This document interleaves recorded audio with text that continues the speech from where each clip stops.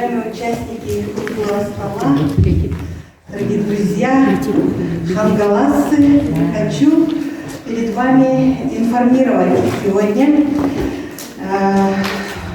Буквально 5 лет тому назад, когда отмечали 130-летие Гаврила Васильевича Ксенофонтова, мы также в нашем историческом зале проводили такой же ровно круглый стол, и на обсуждении наследия Гаврила Васильевича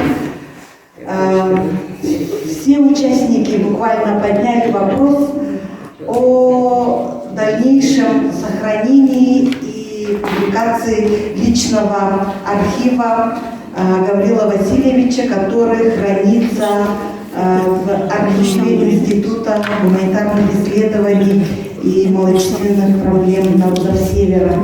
И вот спустя 5 лет, разрешите мне рассказать, как обстоят дела. Тогда мы, Национальная библиотека, только начинали входить в вопросы цифровизации культурного наследия, более в таком расширительном плане, и предложили нашему дружественному институту свою помощь.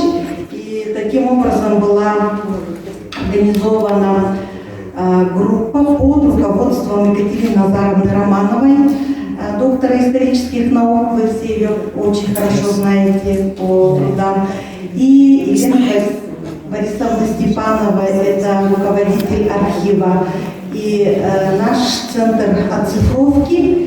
И за эти 5 лет мы оцифровали полностью личный фонд Гаврила Васильевича, полностью. Это более 20 тысяч листов. Даже могу сказать, предваряя, мы на этом не остановились.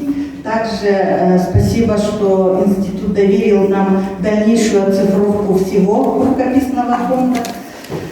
И Екатерина Назаровна предложила большой издательский проект в 10 томах. Пока мы называем собрание сочинений Гаврила Васильевича Ксенофонтова, 9 томов, состоящих из рукописного фонда, и 10-й справочный том, публикации о нем и библиография полная. На сегодняшний день могу сказать, что Национальная библиотека также подготовила полностью компьютерный набор всех 9 томов, и в этом году приступает к подготовке полной библиографии. И вот я думаю, что уже редакционная коллегия, она будет международная, Екатерины Назаровны Романовой, уже приступит к самому издательскому процессу. Хотелось бы, чтобы процесс был, конечно, недолгий. В первую очередь это зависит, конечно, от финансирования. Но, как показывает опыт, 10 томов, мы параллельно готовим полное собрание сочинений Георгия Прокопьевича Вашарина, 15 томов. По уже готовой смете, в среднем в год максимально, конечно, можно только рассчитывать где-то на 3 тома. Я думаю, что 4 тома это вообще победа.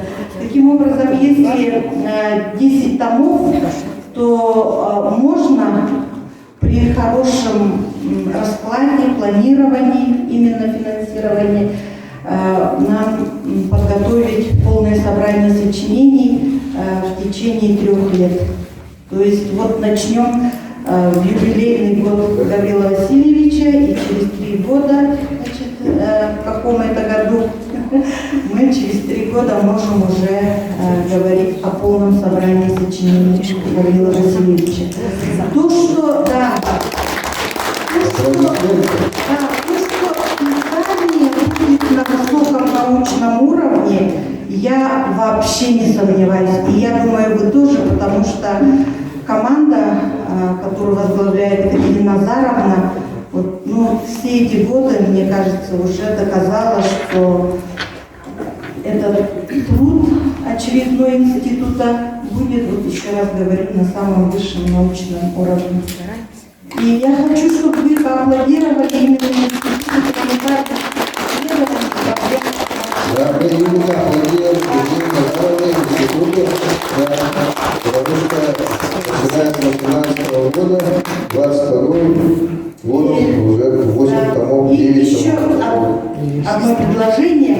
И вот как раз эта работа, связанная с архивом Гаврила Васильевича, послужила для нас большой отправной точкой в развитии цифровизации культурного наследия Республики Саха-Якутия. И Национальная библиотека в этом плане продвинулась, можно сказать, вот именно благодаря опыту работы над архивом. И в конце прошлого года мы уже открыли Центр цифровизации культурного, языкового и культурного наследия Республики Саха-Якутия.